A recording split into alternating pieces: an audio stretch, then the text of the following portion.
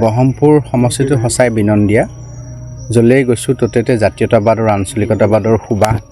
দেখিছোঁ মানুহৰ মাজত উদ্যম দেখিছোঁ মানুহৰ মাজত উৎসাহ দেখিছোঁ আৰু মানুহে ৰাইজে ভাবিছে যে এই সমষ্টিটো পুনৰ জাতীয়তাবাদৰ পৃষ্ঠভূমি যিহেতু আছিলে জাতীয়তাবাদ আৰু আঞ্চলিকতাবাদৰ পৃষ্ঠভূমি আছিল আৰু সেই আঞ্চলিকতাবাদৰ নেতৃত্ব লৈছিল অসম গণ পৰিষদে সেইকাৰণে পুনৰ এই সমষ্টিটো অসম গণ পৰিষদলৈ উভতি আহিব বুলি স্থানীয় ৰাইজ বৰ উদ্গ্ৰীৱ হৈ আছে আৰু এনেধৰণেই গাঁৱে ভূঞে আৰু ৰাজহুৱা অনুষ্ঠানত গৈ ৰাইজক লগ পাওঁতে এইটো কথা গম পাইছোঁ যে প্ৰত্যেকৰে হৃদয়ত জাতীয়তাবাদটোত এটা স্থিতি লৈ আছে খালি সময় আৰু পৰিৱেশ তেওঁলোকে হয়তো নোপোৱা কাৰণে সেইখিনি বহিঃপ্ৰকাশ ঘটা নাছিল কিন্তু আজি গোটেই সমষ্টিটোৰ চুকে কোণে জাতীয়তাবাদৰ নতুন এটা ভাৱধাৰা জাগ্ৰত হৈছে আমি আশা কৰিছোঁ আগন্তুক বিধানসভা নিৰ্বাচনত এই সমষ্টিটো পুনৰ অসম গণ পৰিষদৰ হাতলৈ উভতি আহিব আৰু ৰাইজে ইয়াত ৰাইজৰ শাসন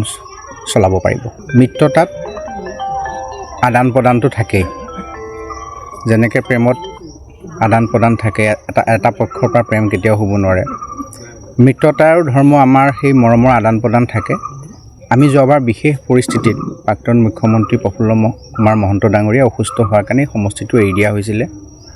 আৰু এই সমষ্টিটো আমি এতিয়া পুনৰ বিচাৰিছোঁ আৰু সংগঠনটো আমাৰ চুকে কোণে সম্পূৰ্ণ কৰি তোলা হৈছে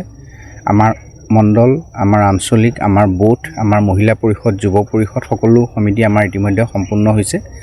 আৰু দলীয় কৰ্মকৰ্তাসকলে অধীৰ আগ্ৰহেৰে এটা খুব যোগাত্মক সিদ্ধান্তলৈ আহিব বুলি আশাৰে বাট চাই আছে দেখা পোৱা গৈছে চাওক মই নিশ্চিতভাৱে ইতিবাচক ৰাজনীতি কৰোঁ আৰু ইতিবাচক কথাত বিশ্বাস কৰোঁ